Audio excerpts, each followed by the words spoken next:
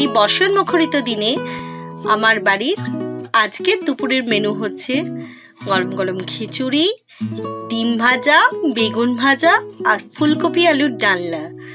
তা তোমাদের কার কার বাড়িতে আজকে কি কি রান্না হয়েছে বা খিচুড়ি কার কার বাড়িতে রান্না হয়েছে প্লিজ আমাকে কমেন্ট করে জানিও। আজ আসি, বাই।